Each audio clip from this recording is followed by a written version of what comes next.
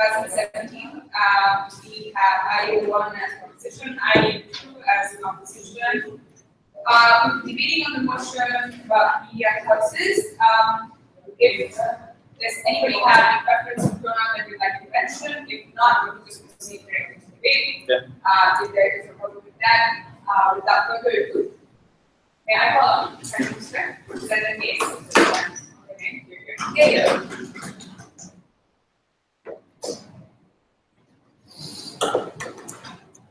Newsrooms all over America are so biased and so inclined to spew hatred that it has led to religious zealot and madness amongst its subscribers, right? We think this naturally usually results to massive amount of harms on the ground. It leads to in the most extreme violence, but it leads to a lot of people hating each other and a lot of people not being able to have discourse and so on. Today that will change. We feel that it is necessary for us to mandate that media houses have a minimum amount of personnel inside to create discourse inside those newsrooms, so it doesn't change to that way, right? So, firstly, before I move on, before I go into my arguments, how do we actually know what kind of personnel have what kind of affiliations and so on, right? We can know this, for instance, the kind of express affiliation that you have. For instance, from you can know that from what are the views of what are the kind of views you have on public policy, for instance. We can look at the history of the kind of articles that you write. You would probably know that Milo is kind of conservative, right? So those are the kinds of places where you can actually view and you can actually know if a person is of a conservative or liberal, right? But secondly, who are the people who are actually handling this, right? We think what will happen in Gulf is we will create independent assessment review bodies, same as media regulatory body, in which they are not affiliated to the government at all, in which governments do not have any kind of supervision or can influence them, right? So we have seen this for instance, we have created media regulatory bodies that checks on media for certain things such as corruption. And this corruption, like censorship bodies and so on. So we think that we would be able to do that without government influence. But secondly, how many do we actually put into a newsroom? How many do you decide? We think that the kind of amount of personnel depends on how much the government depends on how much we decide would actually change the discourse in the newsroom. So we won't put one Milo in the sea of Huffington Post editors, because that wouldn't necessarily actually change the views, right? Therefore, there'll be a 50-50% of liberals and conservatives inside the same room, right? So we think it's inherently important, because we think that newsrooms have gone into a trend in which they spew on lies or they take a specific fact to make the news really biased towards a certain agenda, and we think that must stop today. But secondly, let's before we go on to other arguments, we will also be happily defending certain conservative views, right? We'll be happily defending. We think that liberals have been highly, most of us also, highly been really disingenuous, right? That allows us how really hardcore socialists without actually being disingenuous towards the facts of having a really large government means that the government can actually be have too much power, such as Venezuela and so on. For instance, liberals usually spat on conservative views, saying things such as, oh, abortion should be something that is inherently good, but you can actually never know if there is a soul or how much neurons and how much is in a baby to actually make it a life form. So we think that conservative views do have certain merits, and we think that it should be allowed at the end of the day. So firstly, what are the reasons that actually cause bubbles? Second, I'll talk about the problems with having a unilateral view inside newsroom. Lastly, I'll tell you how this creates a structural discourse, structural discourse at the end of the day. When private media and news outlets now try to over-politicize certain things and force a change on them that they don't necessarily agree with, how will that react to the viewers? We think that what happens is, because they're so biased now, more often than not, viewers do not actually, if you're reading Breitbart, and because of the kinds of hatred that Breitbart says about other news such as Huffington Post and The Economist and so on, it means that more often than not, you will not buy into those things. We think that will change your proposal, right? Firstly, what are the kinds of things that how are bubbles actually formed in our model, right? How are bubbles actually formed and how we change that? We think that firstly, bubbles, the liberal bubble, conservative bubble, starts from the newsroom. Why? Because we don't think there's dissenting opinion inside Breitbart when they wanted to structure it, when they wanted to take certain facts to be able to make the news biased, and when they're able to, like, for instance, manipulate those facts to make really biased videos and so on, right? So we think there is no dissenting opinion. Why? Because firstly, like, why are news so unilateral? It's because there's an inherent disincentive for you to be bilateral. Why? Because they are incentive to actually feed people what they want to hear, right? So for instance, Breitbart has makes tons of profit when you can constantly be conservative, constantly be extreme right, because those are the things that people actually want to hear. And people get validated opinion and this, like, continue subscribing towards Breitbart, right? But secondly, we also think the second structural reason is because boardrooms are usually of, like, one certain ideology. So like, for instance, Fox will never change because Rupert Murdoch is always going to be the owner, and the bottom is always going to be filled with people who are conservative. We think what happens in our model is that when you actually put those people in, and it's a mandate, those boardrooms will be unable to actually be able to actually influence to the kind of extent you have seen in today's world. Lastly, we tell you, because of those kinds of, like, no accountability and dissent, this is when Breitbart can easily decide when they want to, like, have a really biased news and so on, right? But they might tell us this: hey guys, but if there's Breitbart, there's, like, the other opposite end of the spectrum, right? You can always read Mother Jones. But people don't do that. Why? Because when you read Breitbart, the kind of articles that they say is that Mother Jones is a lie. It's a liberal propaganda and agenda that happens on the ground. We think that a lot of people actually do not want to read, like, the other side, because it's going to be that, you know, that news out there is full of people who are liberals. You're more often than not going to read when you know there's a combination of liberals and conservatives under the same platform. That's something that we inherently have to do, right? Secondly, we tell you that there's a problem with unilateral views. Why? Because this is when people go to the extreme. This is then because of the kinds of hatred, and we think that the liberals are lying to us. This is when people, for instance, when Donald Trump gets elected, because people feel so righteous and they feel what the kinds of view they have is inherently truthful. 4 Muslims got stabbed when he got elected. Right? People were shouting that Muslims should go off and go out of this country and go back to the Middle East, right? These are the kinds of extremes we think happens in their world. Lastly, about discourse. We think what happens now is because there's no dissenting opinions whatsoever, you don't have the kind of discourse inside those rooms. How does this change? But they might say, hey guys, but the liberal bubble is, like, kind of broken. People are already, like, caring about conservatives. We don't think it's something that's structural. It happens because they feel threatened, because they know that Donald Trump actually won the election, right? What happens in our world is those editors who are conservative or liberals are always going to be mandated to stay in those rooms. It means it's a structural discourse that's going to happen. That's better than any kind of situation that you might profit from. Yeah.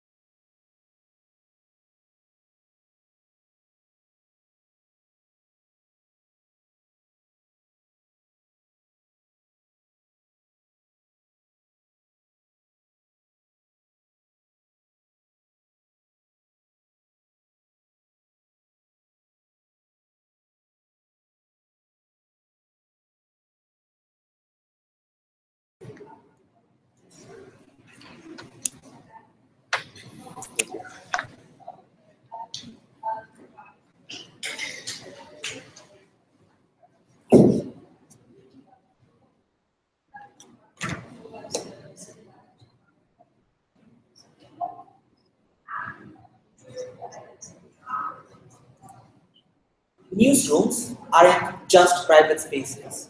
What Nofal's speech told you is they're integral to our democratic process. And there are things that they can do that can make or break things. Bunny's speech completely ignored that. She said three things. First, bubbles happen anyway, therefore, we don't need to change newsrooms. You have to really go through a two-step algorithm. Do bubbles happen in newsrooms? She said yes. Then you have to look at Nofal's analysis about how bad the problem is. Then you also have to look at his analysis about how systemic the problem is. Therefore, that takes away from their claims and responsibility of journalistic integrity. So it's really bad. You also have to look at his analysis regarding where opinion is created. I would hope it's not a controversial claim to make that opinions are mostly, if not significantly made in the newsrooms, because that's where most of the people get most of the information from. So it's not a controversial claim to say that we need to regulate the most important space from where opinions are churned out from. That's the first thing she said, and that's how we rebut it. The second thing she said is, but they're just private entities. There is no difference, and we shouldn't infringe upon them. That would make sense in a lot of cases, but it also doesn't, because why then do we not allow them to say certain things? Why then do we have hate speech standards? Why then do we have a bunch of other standards like imposed on newsroom, imposed on journalistic agencies all the time, right? Why do we always impose standards on them based on relative public goods and public needs around the world? It's because we recognize that they can never be completely private and completely free, the point at which the power they wield on the population is disproportionate. They can be run privately, but we always have the ability to determine how they can be run to a certain extent, and that's what we're doing here. So that's what we told you a few more things. So they wield a lot of power, that's very clear. But the second thing is, this is what Bunny has to engage with, and she did it, right? They claim to be principled. They claim to be propagators of information, and they claim to be propagators of journalism. They claim to be people who would inform people and create a better nation. But here's the thing, they provide an essential service that literally no one else is providing. Therefore, if they provide it a certain way, that affects the whole nation in a way that no one else can mitigate also, right? But finally, seeing how in so many ways they wield so much power on the overall democratic process, and you have to juxtapose that with our characterization regarding how that process has been hacked recently because of the way they operate, either because of the way they talk, because of the way rich people are wielding too much power on them, or because of the way just well-meaning journalistic people are just stuck in their individual liberal bubbles and are not willing to cross the aisle, or in the way the supporters are sort of forcing them to churn out only one kind of news. All of those things, democracy has broken to a significant extent, and it's a problem that can and needs to be fixed. The debate has to be, can it be fixed through this mechanism or not, right? The final thing that she said has been basically been shallow, so there's probably more analysis. She literally said that it's all tokenistic and phony, and they're just going to bash it, and there's clearly enough natural incentives. Clearly there isn't. So many bad things happen because there is no natural incentive. We have to look at all the systemic analysis regarding how it happens. Therefore, we know that it's clearly not enough, right? But then if you're willing to concede it's a good thing, why are you not willing to say that it should happen in more news agencies anyway? That's been the logic with things like hate speech and other things anyway. The final before moving to constructive, yes. This policy will affect a very specific niche market view, right? Or viewer. The point at which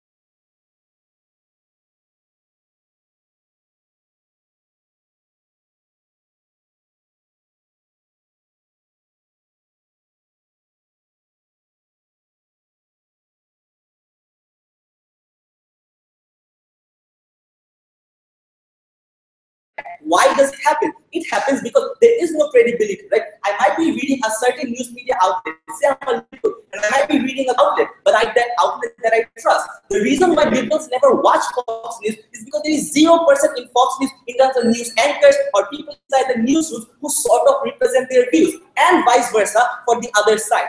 Given this interaction happens, and given it happens in significant number as the motion mandates us to do, it means you bring in people that increases credibility across the aisle, and the interaction is effective. Finally, right? The second thing is you also have to understand, under their side is people inside newsrooms are not partisan crusaders.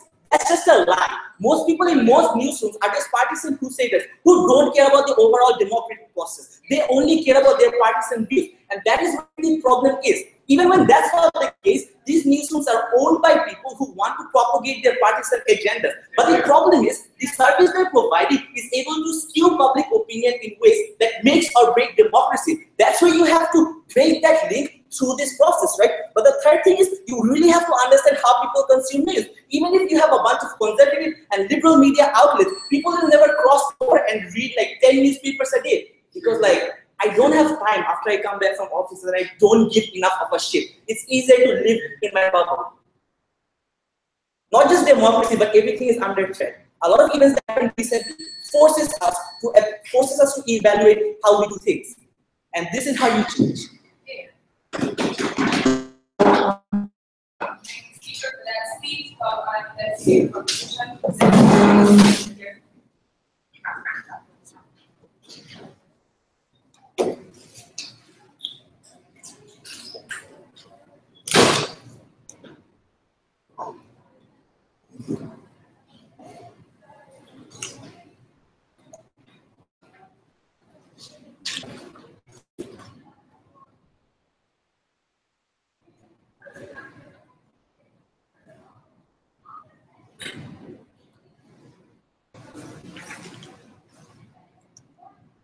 Democracy is under threat, or democracy is hijacked when people are not able to express their views freely. When you take away news agencies' capability to freely express their opinions or do investigative journalism the way they want to do, we think this is the point in time which will actually hijack democracy or hijack freedom of expression. We think free media is something that is integral to a functioning democracy, and what they do under their side is taking the power of free media away from them. This will be the main crux of my debate, right?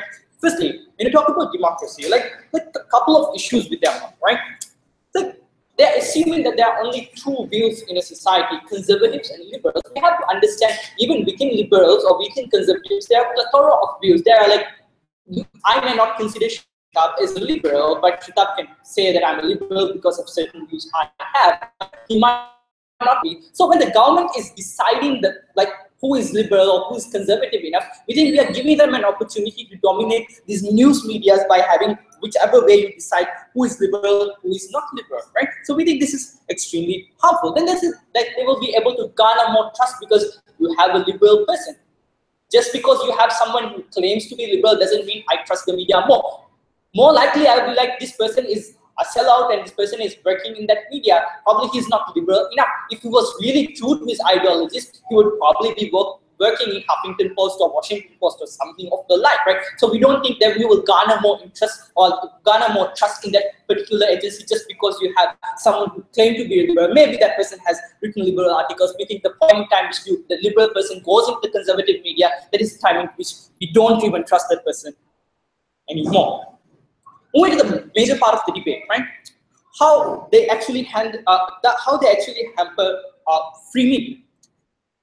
Whether this is extremely important for a democracy that medias are able to function efficiently and effectively. Sure, like as rightly pointed by Shittab, some people within these media organizations, most of these people have an agenda, like a set agenda that I want to go with this way. They have this particular ideology, and we think this is extremely important to make sure that you are able to hold the governments accountable. Like under our paradigm, when you have journalists in Washington Post whose aim is to make sure that they are able to hold Trump's administration accountable and continuously reports, sometimes they might be exaggerated, sure, in the worst case, they continuously investigate, and their priority is to make sure that they are able to hold government accountable. On the other hand, there might be other organizations that constantly their aim is to defend the Trump administration. We are fine with it, but the problem under their side is when you put, like as Naufal pointed out, 50% of people who will be, yeah, you said 50%, 50% of people who in a liberal media, these people will continuously argue within their boardrooms. Then there won't be, like, these people will try to say, oh, we should have an alternative discussion regarding the corruption scandal within the White House as well. Imagine during the Watergate scandal, within the Washington Post, if they had like two sects with different kind of views, like one would be like, no, we shouldn't expose this. This is something that is right. The other would be like, no, like, able to do proper investigative journalism in those circumstances where you have two different factions within a news organization fighting for different aims. We think it's extremely important to have having that single-mindedness and making that making that governments accountable. We think this sort of accountability is greater on our side, and this is something that is integral to make sure that you hold governments accountable, expose corruption, and all these sort of things. So we think this is something that is extremely important. Yeah. In that case, how do newspapers ever cross aisle? Because your characterization is too extreme. It literally says the moment you have a few people in a little boardroom, suddenly it becomes radically conservative.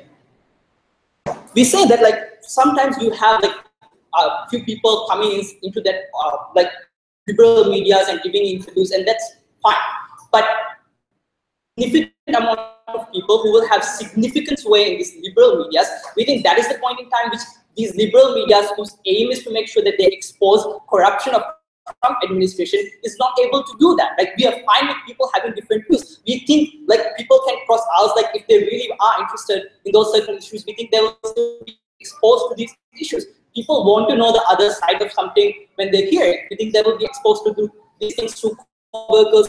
So Rafael rightly pointed out, with the with the victory of Trump, people are more engaging with each other's views nowadays because they feel like the country is so divided and we don't know what other people are talking. So it is more highlighted nowadays. So we think that sort of engagement still happens.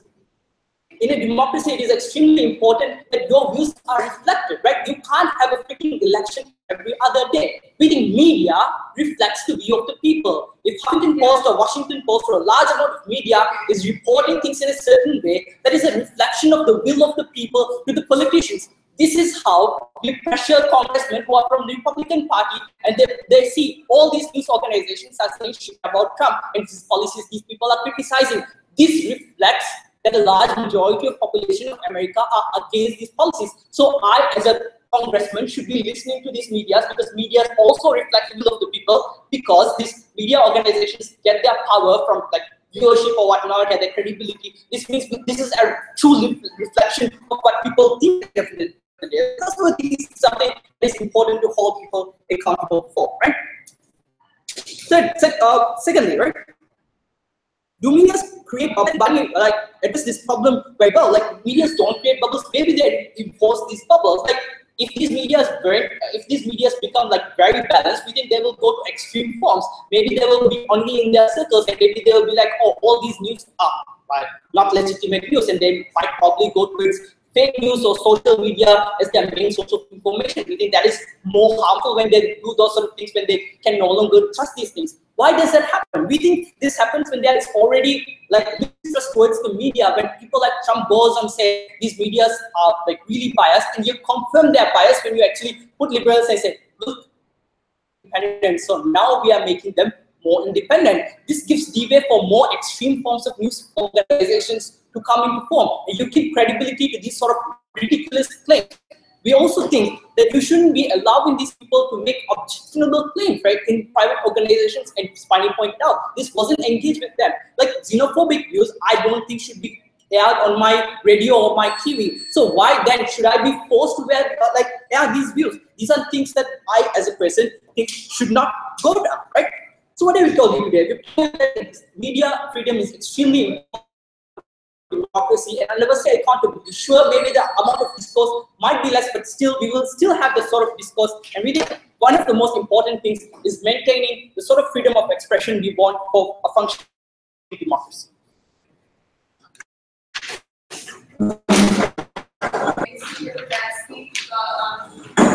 government rebellion.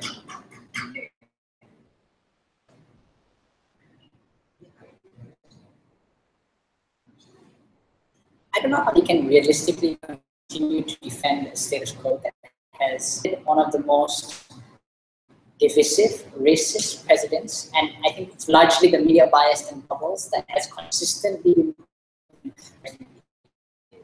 I think that the case is incredibly unrealistic, and I'm going to break down why that is so. First of all, which side has more bubbles, and why I think they will have a lot more bubbles. Secondly, this journalistic integrity and freedom of the press, and why I think that's incredibly important. So why would they have a lot more bubbles? So I think the first thing that they talked about is, are people going to get mad and stop reading Breitbart? So I have three responses to this, right? I think the first thing is that their characterization of individuals is extremely unrealistic. So they assume that most individuals read interviews and like they look and they know who the editors are and they think like, oh my god, like if this person changes, then I don't trust this news anymore. I think that from the very get-go, like from Nopal's speech, we've told you that a lot of individuals passively digest this information, and that individuals oftentimes don't have time to look at the other side, right? They have jobs, they have lives. There's no incentive for them to do so. They come back, they sit on the couch, they watch Fox News to begin with. I think even if, right, even if it's madness to begin with, instead of extremes to begin with, but I think even is that this is an extreme short-term harm. Individuals is true. They're going to actually and they will evaluate the news based on that to begin with, consistent with how you characterize individuals under this debate. The second thing they told us was that this is unnecessary because it's self-correcting. The market does that. To this as well. I think the first thing for the market is self-selecting, is that for a market to work, you need information. And that's kind of the irony here, right? Like the place where you're getting information is where like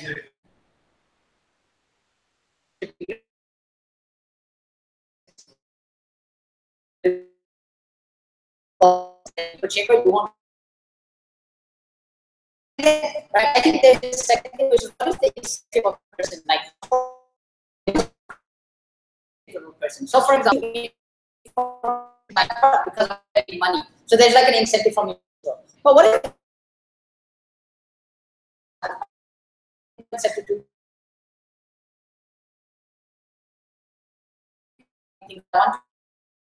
I come from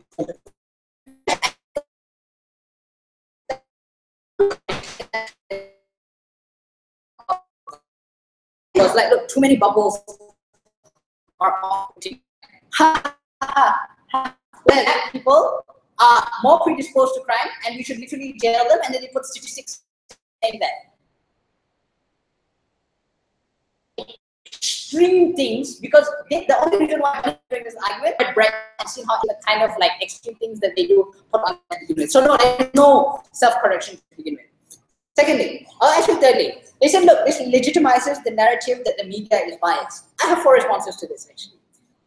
Do you know why that narrative exists to begin with? Because the current media is incredibly biased. And what individuals on the ground say is that all their friends at the top are all bought out by liberal news and that we don't do it. We think that actually this tells people on the ground that the media is less biased. Because actually the perception changes, right? Secondly, a respected editor that is now in Sunnet used to begin with, I think that means that a lot more people are going to have the perception that it's biased. They say, oh, okay, wait.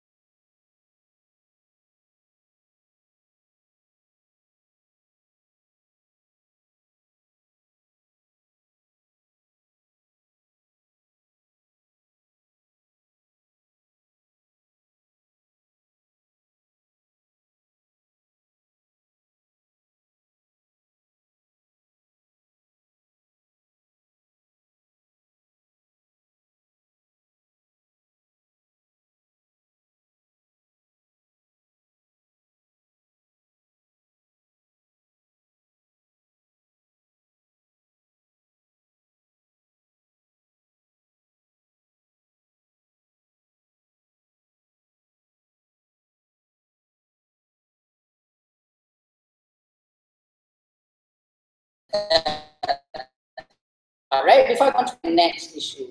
It's not so vitriolic that they will hatred as often transferring from this now. But having this policy will not further that liberal hatred. Okay, like I already responded to this, but even then it's going to be short term, right? Like, all right, second thing, freedom of press, right? So I think the first thing is that a lot of which just weren't responded to yet, and it's extremely late and off-whip. So things like the fact that things are not absolute and that we do this all the time. I also think coming from now possibly we're already super clear that the government is not going to have control on this, and I don't know why NAFAL decides to stand up here and tell us that there's going to be large abuses of power because we're going to have an independent media regulatory body. Okay, the second thing is, NAFAL came up and he also told us the point is to hold the government accountable, right? But here's the point, right? There's no point in certain accountable if it never reaches the people to begin with, right? So that means that you're essentially wasting your utility and you're never able to hold the government accountable because the only people who read the news sit down are people who already agree with you. And that means that those individuals are literally making choices continually based on that liberal echo chamber to begin with. I think, in fact, that we are actually the ones that are more likely to hold the government accountable. Because now that conservative person who would have voted for Trump and now under your status, under your paradigm, would have never heard about like all of the stuff that he's done and like never heard about the failed, what was the thing that he did in the failed, okay, like he had a failed raid that killed like American soldiers. That doesn't come out in Breitbart, right? And the point is that people never hold them accountable because they literally like consume echo chambers of like information, right? So I think the second assumption is that people just can't fact check. But my point is that if the government has a better ability to fact check and have that information to begin with, we can still continue to have individuals on our side double fact check as well, right? So, okay, so here's my point. My point is that that benefit is not mutually exclusive about holding the government accountable. Under both sides, individuals can still check and still read different news. What we tell you is that we simply make the delivery system for that news much, much easier. For all of those reasons, I'm incredibly proud to propose.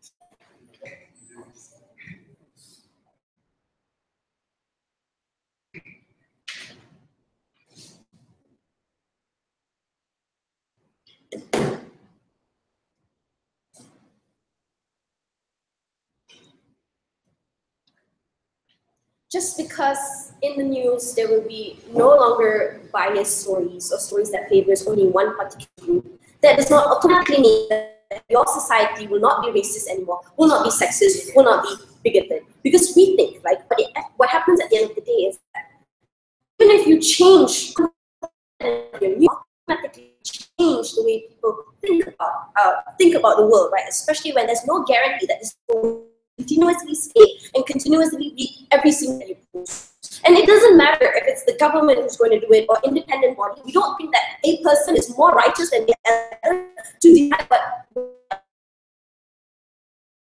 what should use into forming those type of mindset. Two things are answered. Number one, is it being justified for an independent body to decide what opinions should be like and how people should think, because they really want to address this thing. And secondly, like, in a world where there's a lot of bubbles and echo chambers, who best with this case? Because not here, the problem is so biased, they spend three responses to this. Number one, incredible one, natural incentive to want to give you both of those things. Second, even if it's biased, we would rather have that is more genuine, because that's a great thing to see and reflect on how the people believe. And then she stopped her own entire case by saying freedom of speech is not absolute. We have hate speech law. Exactly. They never showed to us what is this unique problem to the point that hate speech law can never like deal with that particular justification as to like what people want to believe in. We don't think anyone has that particular right, because in status quo, we've shown you how media house reflects what people want to believe. Like, it's a basic rule of supply and demand. A conservative society creates a conservative strike. But what you're changing is you want to manipulate and shape this into what you think can create a better democracy. We think that is in your democracy, right? Now we condemn influence in media. We believe the fact that media should not be passive, right? But why is this like important for us to know? Why is it important for us to have the true reflection of those people? Now repeated this out when he said like able to know that what kind of harmful beliefs that needs or needs to be dealt with or needs to be like discussed about, because like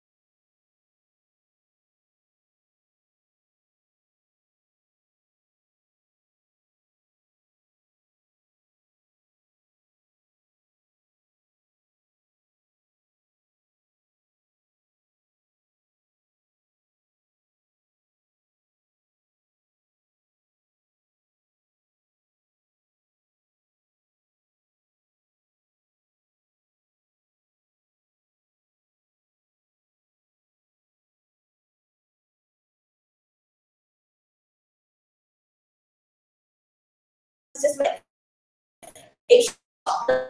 no, because everyone's gonna resort. You're trying to change my beliefs. Like you're invading my media, and you're like tell me that the things that I believe in are not real. So, those things are like keep in mind.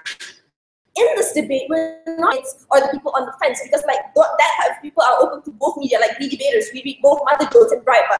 We're talking about the people who exist on the extreme and who won't easily accept whatever is opposing to their view, because only those type of people justify like them wanting to actively intervene and try to change that mindset. But even that circumstances, we don't think they can do it, because you already have a predisposed belief. It's not easy for you to like penetrate into like their belief and expect that they'll accept it. One, yes. Look, on the one hand, people want their version of you so much and they get process, and if they're going to be like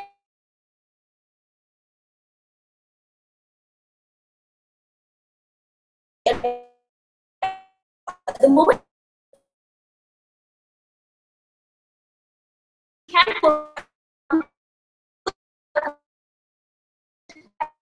more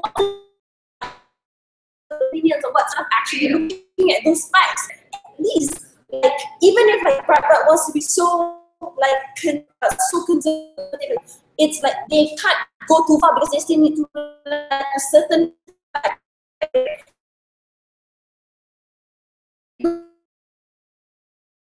easier for you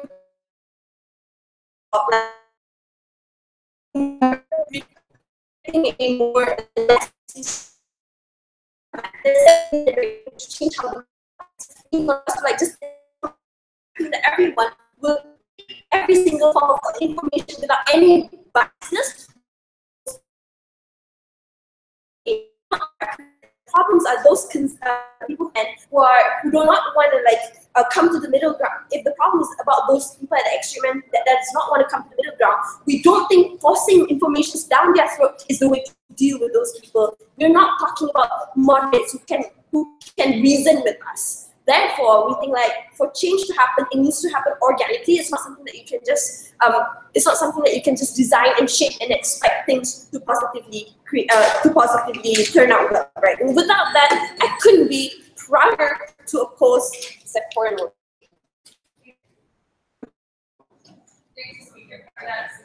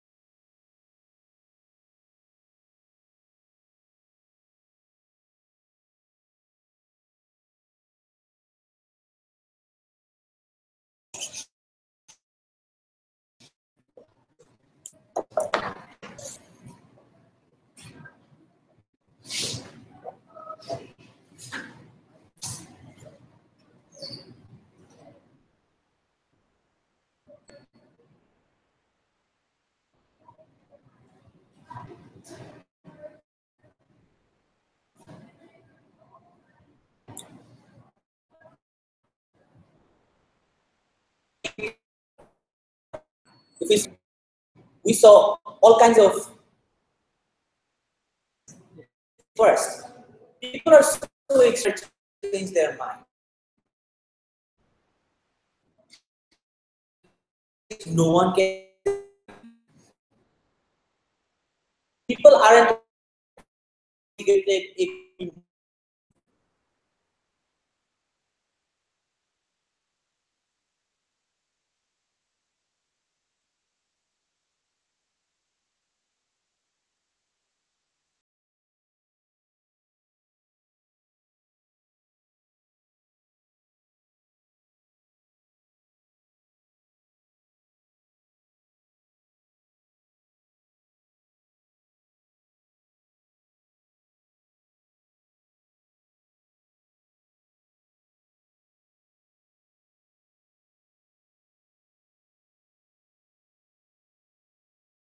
and